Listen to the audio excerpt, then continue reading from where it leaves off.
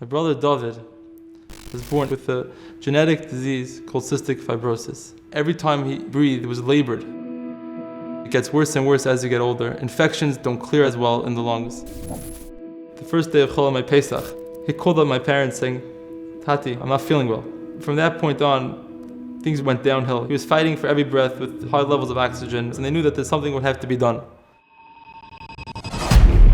David's situation deteriorated rapidly, and the need for a transplant was imminent. Chaim Medical reached out to every single lung transplant center in the United States, but they wouldn't take him in such a deteriorating state. It was only after lobbying at Duke's executive level that Duke finally told Chaim Medical, yes, we'll give David a second chance. We contacted NYU to facilitate the release, which is a complicated procedure. We immediately got in touch with Vital One.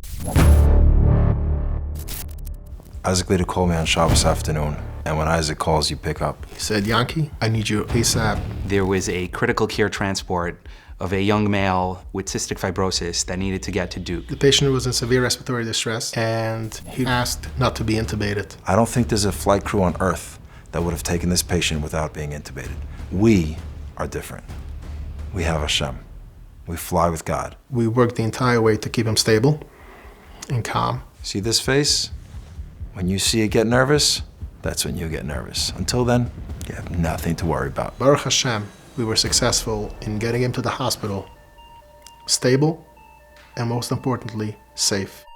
I met David in the medical ICU after he had been transferred here from New York. We had a nice chat, him on the ventilator with me and his family. He'd had a history of having some quite drug-resistant bacteria that we knew he was colonized with. Normally for someone on the transplant waiting list, that sort of level of infection would be a contraindication to moving forward. David was referred to us by Chaim Medical. I'd seen David when he was well, and here he was clinging on to life. 10 days with appropriate antibiotics, and he was not getting any better. It was felt that his lungs were the source of the infection, and the only way to get him to transplant was to remove the source, which meant taking his lungs out, which is obviously very radical. We explained to them that this is the first time we'd be doing this. This is the first time this would be done in the United States. David was a young man.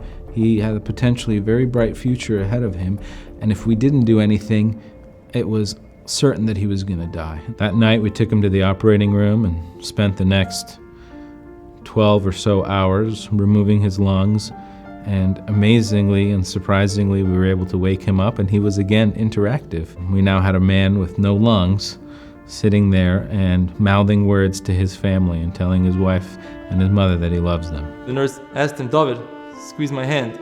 And he squeezed her hand. And the whole floor, the whole ICU floor started cheering.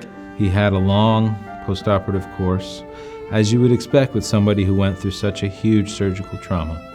But he came through the other end very well. 6 months later, on November 29th, a car pulled up in front of my parents' house. My brother David walked out on his own 2 feet.